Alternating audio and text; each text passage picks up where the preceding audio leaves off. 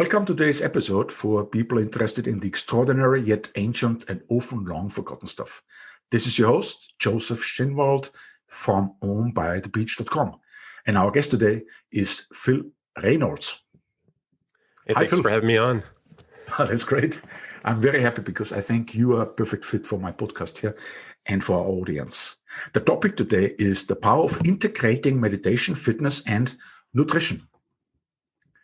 So a little bit about the bio Phil. Phil Reynolds spent 10 years working in and leading campus ministries in non-denominational Christianity. Then after his first spiritual awakening, began studying Q'ero Shamanism. That's shamanism from Peru, but he studied it in California. Deeksha, that's an Indian word. We might talk about it. Hermeticism, coming from Egypt and Greece, Hermeticism, and other esoteric paths. He believes enlightenment is available to the masses in this age of information, not just for the few gurus of the past. Phil Reynolds, the mind-body mentor. On his Facebook profile, he states that he loves his fiancé, helping his tribe succeed, and present moment awareness. There is only now, he says. So today's topic, the power of integrating meditation, fitness, and nutrition. Phil, first question. How would you define enlightenment? And when exactly did you notice that it was happening to you? I define enlightenment as just being able to be aware of your own thoughts, be able to judge your own thoughts for validity and truth, and even being able to see your thoughts as separate from yourself. And it's so just being able to have present moment awareness that you can stop your train of thinking. My dad used to always say stuff like, you can't, there's no off position on the genius switch, or he's plagued by constant thinking, and that's not necessarily the case. You can learn to silence the thinker in order to just be the observer, and so a lot of this comes from reading the book The Power of Now, and Love What Is by Byron Katie, and several other books that allowed me to become more aware of my thoughts. I wouldn't necessarily consider myself enlightened. I do feel like I've come a long way since initially reading those books, but I think it is the daily practice of becoming present, especially when you can be triggered by, say, traumatic memories of the past that are that the present moment reminds you of, and it can send you into a case where the ego wants to kind of take over, produce anger in you, and or whatever emotions that are tied to those traumatic events from the past. And so just becoming more present moment aware is the key to enlightenment. I like it the way you said, like, present moment reminds you of, because all of this remembering is always like, even if we any thought that comes to us is kind of coming from the past.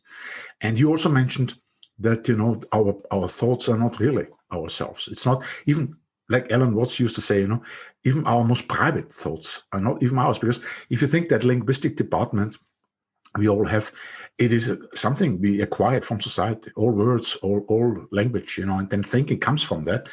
And so it's fascinating when you go into meditation then, and when you recognize, as you said, these thoughts, they're not even part of me, or when you said it reminds me of the past. Yeah, because, and that is interesting for me, because I like that term in Tibetan Buddhism, that the absolute relativism. They say that everything is relative, absolutely relative, in a sense that the past and the future, they are relative to the now.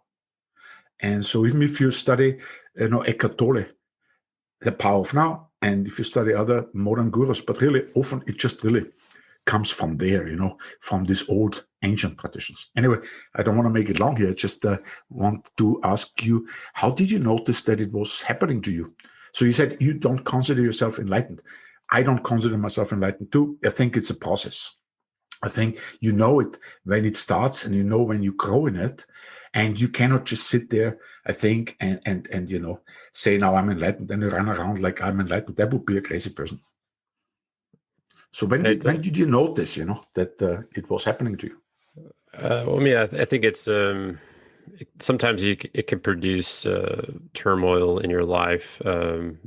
There's certain behaviors you don't tolerate anymore from others, or being around others that are particularly toxic for your mental health or to be around. And so, when this process starts, it's like you begin to be more a conscious creator of your life as opposed to just life happening to you.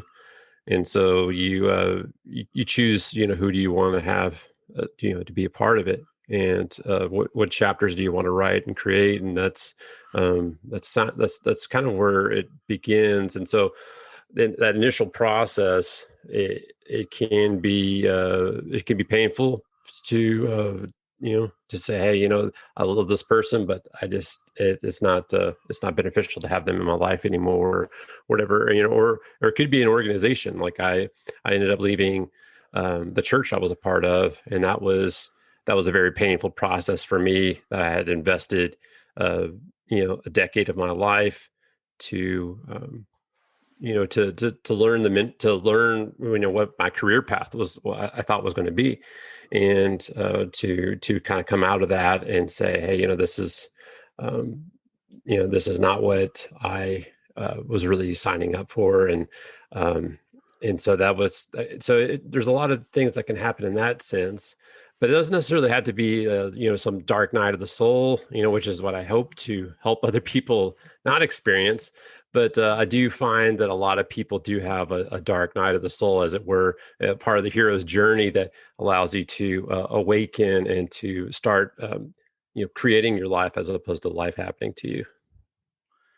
Yes, you were a minister, so you were leading campus ministries, and then you turned to studying Q'ero Shamanism, Deeksha, and Hermeticism. I really would like to know more about this. So Q'ero Shamanism is like a Peruvian style of shamanism, but you studied it in California, correct? Can you tell me more about it? And then Deeksha and Hermeticism, because obviously there are other esoteric paths you took, and it came after your involvement in non-denominational Christianity. And it's fascinating because shamanism, particularly, and then Deeksha, that is Indian meditation somehow, and Hermeticism that comes from Egypt and Greece. How do you take the best out of it? Well, I think it's something that a good rule of thumb is, is this beneficial for me? Is this helping me to live a more loving, compassionate, positive lifestyle? And so those are some good guidelines. But as far as Q'ero Shamanism, I mean, shamans in general, for tribes and what have you, they were the spiritual, advisors. They were psychologists. There were herbal healers. They had many different roles in the tribe, and in some tribes they had more roles or less roles, but ultimately some of the core values there were they were there to help the tribe and assist the tribe, and usually matters of the soul and matters of the mind. And so and they were pretty enlightened. It was interesting to read about Native Americans and their observations of white Europeans that came over. Like Eckhart Tolle quotes from him sometimes. He's like, the white man's always thinking. What is he thinking about? Why is he troubled with these minds? And it's like, and so, but when you look at it from our present day perspective, you can look at it and say, well, obviously they're not a whole lot different than Americans today that are constantly plagued by thoughts of the past or future and never really presently living. And so that can be. And then also the other thing with that is that Eckhart Tolle, he really kind of makes this clear in the beginning, in the introduction and first chapters, that the constant thinking and mind identification and ego identification is really insanity that is accepted as normality in society today. And so when you step outside of ego identification, mind identification, then it's like you're the one that becomes sane in the midst of mass insanity. And he explains this. He's like, why do you think we have the pollution we have today? Or why do you think we have the governments we have today? Or why do we think we have all these different problems in society? And it's because ego identified, mind identified people are running the show. And that's kind of the where we're at. Yeah, exactly. And so, but I kind of noticed different things that I could become more present. And it's still a thing, if I get in an argument or something like that, that can be a trigger for me to become more present and start to take some more, like, say, breath work, or becoming present in the moment just by breathing in deeply, and that's something that I think a lot of people don't do either, is that we take a lot of shallow breaths, and that being able to become more present through breath work specifically is a very important part of our lifestyle. It makes me humble to think about living in the moment, in the present moment, because everybody has this field of reference. And if you think about the moment, it's time, and then you have the space. And my time space is very different from your time space. I mean, my time space has been different for a long time, and yours also, right? And everybody's. So we have different experiences.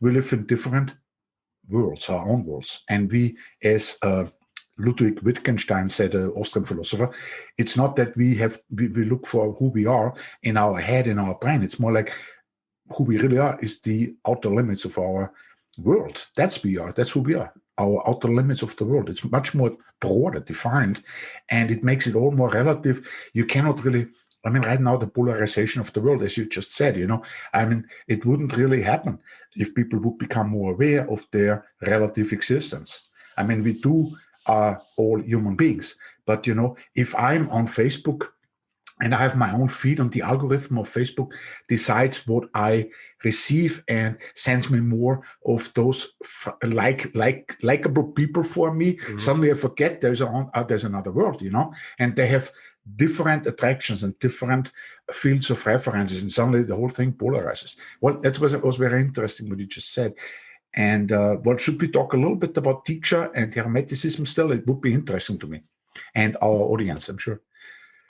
Deeksha is something like a meditation, a group meditation, correct? Yeah, group meditation. I was living in Utah at the time, and I had been meditating for probably, I guess, about 5 to 6 years at that point, but I had never done group meditation, and so that was kind of one of the things that was like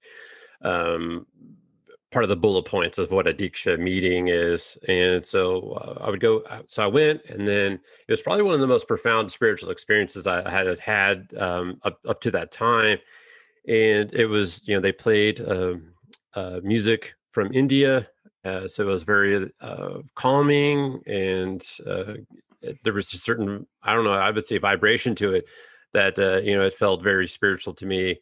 But then there was also Deeksha blessing givers that would walk around the circle, and they would place their hands on top of your head, and it was said that they were Deeksha energy or oneness energy, kind of similar to Reiki. They would actually put their hands on your head as opposed to hover, and so it was a very powerful experience. I felt like I could feel the energy. Some people said they couldn't, but I don't know if it was just I was open to it or what have you, but I felt a very powerful experience at that time. So I ended up becoming a Deeksha blessing giver. I was like I want to learn how to do this, and it was the process is like a weekend process where you deal with a lot of say trauma from the past and a lot of healing, a lot of increasing in your vibration, as it were. And so that was kind of part of it, part of the experience. It was a great experience just to go to the weekend workshop, but also just to be able to work with these group meditations, and they were very powerful. I was really happy to be a part of that. Yeah, I love India. I was there 2 years in my early 20s. Hermeticism, that's the last thing we should just touch, because we really have to come back to the real main topic then, and that will be super interesting. How to integrate what you learn from your meditation and then fitness and nutrition. And then your incredible new masterclass, which you start on the January 18th, together with Jen McKenna. And it will be a masterclass about fitness and healthy diet and meditation, all these things, how to combine and integrate those habits. So let's just talk a little bit about Hermeticism, because it's something I'm selfishly interested to know from you. Okay. It's a Western tradition to enlightenment, and some say it's a magical path, and so how some people would describe Western magic, magic with a K, is that it is like pouring rocket fuel on your enlightenment process. And so that's essentially what. So there's meditations, there's visualizations. It's often expressed that the breath work is the engine, and your visualizations are the steering wheel. And so it's kind of a process involving that, but it's, it could be mantras. But then there's also a lot of different meditations as far as like your aura and everything. And so it's very fascinating to be open-minded and to practice these things and see if they help you, to see if they impact your present moment awareness, or to even manifestation. That's where the movie The Secret came from, is out of Hermetic traditions. Oh, really? So, wow. And so that's, a lot of people don't realize that, like, if you're practicing the law of attraction, you are practicing magic with a K. And so that's that. And why it's differentiate magic with a K is because magic with just MAG, IC is like stage magic or tricks or something like that, where magic, with a K on the end is more for like creating the life that you desire, manifesting the life you desire, attracting into your life things that just action alone may not necessarily be able to do. I do believe that action is a part of it. I think it's a better description to call it the law of action attraction, because that's a nice one. Yeah. Yeah, and because in many traditions, even in, say, Christianity, in the book of James, he talks about that there's faith in deeds, right? And so for miracles to happen, there is a certain level of action that needs to take place. And that's because your belief is so strong that you believe that you should be taking action, and that to create or manifest whatever you're desiring into your life, whether it's more money, more love, more health, whatever your desire is. And some people find some aspects are easier to attract than others. And so sometimes there's mental blocks that crop up with that. And there's, different ways to deal with those as well. Yeah, we learn also a lot by acting, by doing. I mean, you remember better by doing. I mean, you can hear a name, you can speak the name, but when you write it, then you definitely will remember it. It's like it's all integrated, right? So that actually leads us to the next thing, because I think the power of integrating meditation, fitness, and nutrition, as you teach and as you do, is not just isolated meditation, isolated fitness, isolated nutrition, but it's probably multiplying, escalating, expanding power. And power is a big word, because even if you think about the Tao Te Ching, it's the way and its power. The Tao Te Ching, written by Lao Tzu 600 years BC, the origin of Taoism, basically. And it speaks about the power of the self, the Wu Wei. If you are not interfering with things, you be like water, right? You be like water, you melt like ice, you're not getting involved in any friction in life. So that creates power. And then there is the chi, the energy which is created by movement, by meditation. This is the second power according to the Tao Te Ching. And the third one is that one from shamanic traditions. It's like when priests and shamans access the cosmic power for the people. So there are three kinds of powers actually in the Tao Te Ching. And so when I think about our topic today, the power of integrating meditation, fitness, and nutrition, it reminds me of that, because I think it's about generating this kind of universal energy within and without. Because really, if you're doing any business, you need a lot of fitness, you need a lot of power, you need a lot of energy. It's not just like, you can just meditate about it and think about the law of attraction, because you need to get this energy, which is around anyway, which is there, but you have to just align with it, correct? So the last question is, how do you help integrate those habits, meditation, fitness, and nutrition? It begins with a simple process, like, we talked about faith and deeds, and so where is your faith in something, right? And so say New Year's resolutions, people start off, they're like, I want to exercise twice a day, every day, and I want to go as hard as I can, but then they ended up burning out. And part of that is that their faith didn't match with what their actions were, and their body also, maybe their body wasn't ready for that level of action either. And so it's better to be consistent and establish a habit over several days. So even if you're, say, you want to do exercise, you're like, well, if I exercised 8 minutes a day, how possible me to do? Like, well, many people would say, well, that's incredibly possible. 8 minutes is not a very big time investment. And people would say, well, what kind of results could I get with 8 minutes of exercise? Well, probably more than you would get if you did 0 minutes of exercise. And also, honestly, you'd probably be pleasantly surprised what could transpire over 30 to 45 days of 8 minutes every day. And so, but also that you're building a habit of exercise that you can build upon. You can go 8 to 15 minutes, 30 minutes, and then eventually you're like, well, I wouldn't do those 2 a days and that sort of thing. And so that's important. And so I believe in starting small, and establishing the habit and then building there. And so you want to start with something that you can agree with yourself upon, like, hey, this is what I can commit to every day.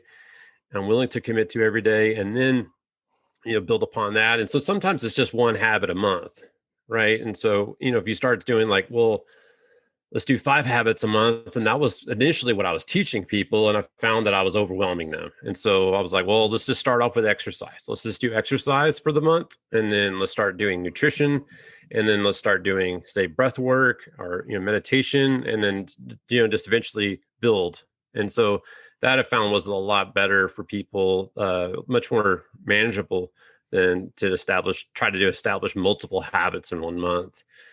So starting small is better than doing nothing at all.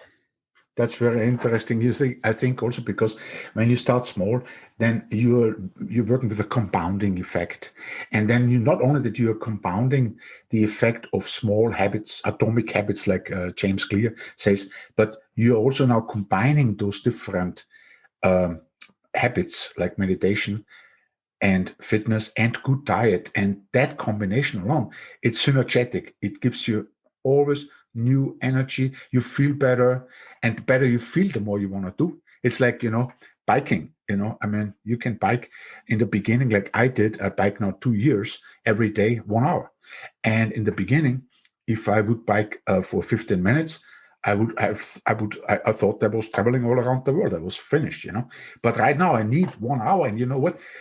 It's like mountains or not, it doesn't matter. My legs became so strong, and I really enjoy nature. I'm not like a racer or something. And I like then to meditate. And also when I go shopping, I really enjoy buying lots of vegetables and fruits. And I was living 10 years in Central America, in Costa Rica and Nicaragua. And there you go to the market and you see all these fruits and vegetables, so many things, And when you start really having this kind of diet, you just become so full of energy. I mean, I'm already 61. Absolutely. So there's definitely a synergistic experience that happens, as far as you're working on your exercise or your meditation, your nutrition, and you touched on it. You said, if you're feeling better, you're going to be doing better. And there's a book by Sean Acor, he wrote The Happiness Advantage, and he talks about how successful people were happy first, and then they became successful. That happiness was a prerequisite to success, as opposed to you're successful, then you'll find happiness. And then there's a lot of examples of people, going after finances and say they're letting their health slip, or going after their health, and then say maybe their finances or their relationships or whatever, they're slipping. So sometimes it's important to have, a balance, but there's also, but also being present in all the areas of your life, and be able to create what you want, so if you're an entrepreneur, or you're someone who has ambition for life, you can look at your health, or you can look at, say, your peace of mind. Are you rattled by the news, or are you, say, rattled by people that are driving next to you, or whatever it is. And I admit sometimes some of those things still, get to me. And then I realize that I do need to be present. I do need to, ask myself, are these emotions and feelings that I desire to have? And sometimes they do, I'm like, I do want to double down on that pain just to go ahead and experience it, and then let it go, instead of dwelling on it for multiple days.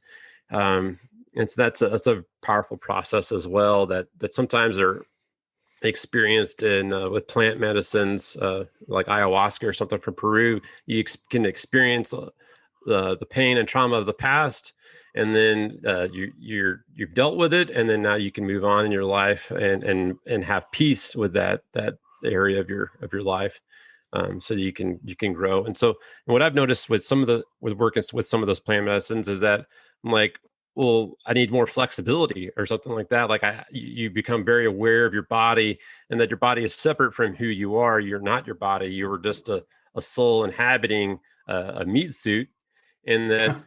And so why not fix it to be the best it can be? If your car had flat tires, you would do something about your flat tires. But sometimes we have our body talking to us about inflammation or joints or whatever, ailments, and we're doing nothing about it. We're accepting it as aging, but it's really just atrophy that is disguising itself as aging. And that if we spent a little time exercising and Googling how to alleviate, say, lower back pain or upper back pain or joint pain or whatever it is, sometimes it could be yoga, or it could be, various exercises or muscles that need to be strengthened in order to alleviate that pain.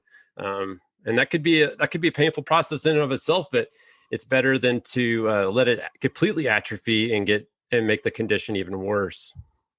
It's also interesting that you mentioned in an earlier conversation with me, Dr. Joe Dispenza. I think also this kind of meditations he teaches and he leads, they are very much like alleviating pain and being aware that you're not your body, and that you actually can transform from this kind of problems by meditating. And yoga, yes, of course. I mean, yoga, you are stretching your muscles, you're doing it more and more, also very slow, very, very, step by step, accumulating, getting better every day a little bit.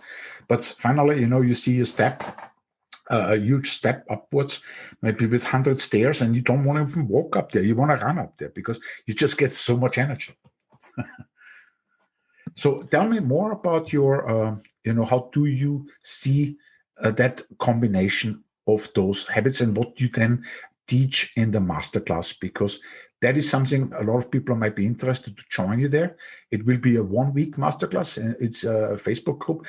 The link will be in the show notes, and it will start the week of January 18th, 2021, and it will be a live masterclass. I plan to be there, so maybe other people would like to be there also. Can you tell us a little bit more about it, and then we just wrap it up? Okay, well, my philosophy is all about making you feel better.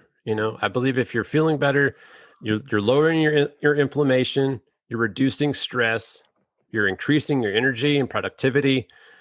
There's another quote I like, that progress equals happiness, and there's some truth to that. That if you're progressing, say, in your fitness, you're progressing in your business, or you're progressing in your relationships, or whatever it is, instead of feeling like things are stagnant or what have you, there's a happiness that comes from that, a rewarding feeling. And so these are things that I feel like are important for people's lives. And so I teach people how to incorporate these 5 core habits. They will help you to lower the inflammation, reduce the stress, and increase the energy and productivity, and it allows you to be more happy. And I believe that happier people become more successful people, and that's ultimately what I want to do, because I wish that somebody had taught me these things earlier in life. And so if there's some of these habits that you're already good at, great, but there's going to be some habits that you're unaware of or haven't built up yet, and these are going to be crucial for you to really take your life to the next level. And so a lot of people have these New Year's resolutions, and they want to make a lot of progress and make 2021 better than 2020. And if that's you, then this group is for people that want to make each year better than the last, and to become more present minded, to age with grace and energy, as opposed to being reduced to a wheelchair or a walker. That you want to be one of those people that just is vibrant and living and having fun, and being able to travel, and to be able to say, love your kids or your grandkids with energy, and play with them and go on adventures with them and that sort of thing. And so that's who this group is for. Yes, but we didn't really talk about the 5 habits you just mentioned. And I believe it's like, we talked about a few of those, I think 4, but maybe there's one missing. And it's like, when you look at the habits you need for your lifestyle, and you might just have 4 very strong ones, like a chain, and all those pieces in the chain are so strong. And then there's this one weak one, and it really drags you down. Sure. So so I would like to know a little bit more. How would you discover those? How did you discover those 5 key habits? And that's what you learn in your group, in the masterclass. Well, it's like mind, body, and spirit, right? And then in the Hebrew or the Greek of the Bible, they talk about loving God with all your heart, soul, mind, and strength. And in the Hebrew, it's just heart and mind are the same word, leb, and so it's still like mind, body, and spirit. So this it's really kind of an Eastern tradition that made its way over to Judaism.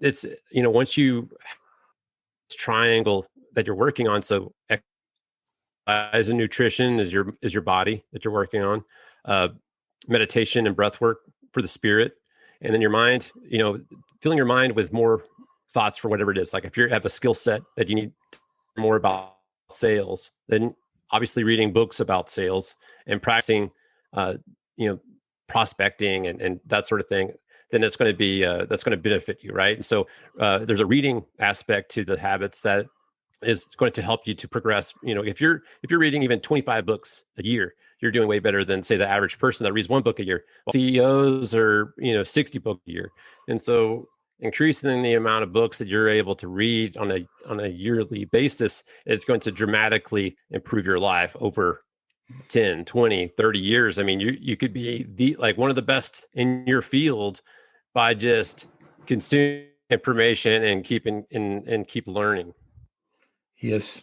So basically to say, it's meditation, it's fitness, number 2, number 3, it's the healthy diet. And then you're going into like meditation is something where you want to transcend words. So you're going into something like a habit of reading books, and of like the Buddha said, the right thoughts, not wrong thoughts, but you cultivate right thoughts and new learning. Then there is one still missing. You said five habits. Well, it's so exercise and nutrition, that's 2. And then meditation and breath work, that's another 2. And then reading is the 5th. Okay, I got it. Because I don't do breath work, so yet I have to learn that. So that's why probably my unconsciousness just didn't really register it. So, that was a fantastic interview, super interesting for me, and hopefully for our listeners, I'm sure. So then I would just like to sum it up by thank you, Phil, for having been on the show. It was a real pleasure and learning experience.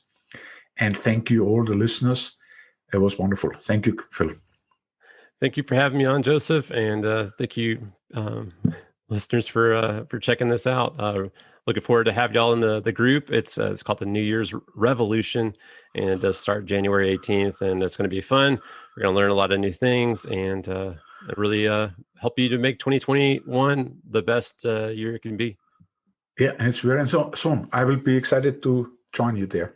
The recap of the show with bullet points are in the show notes with all the links mentioned. Also, I'll get the links to the books mentioned, and it's all on ombythebeach.com and also in my group. So if you like this podcast, please subscribe to have you here again for our next episode. So this is your host, Joseph Schinwald. Thank you, and goodbye until we meet again.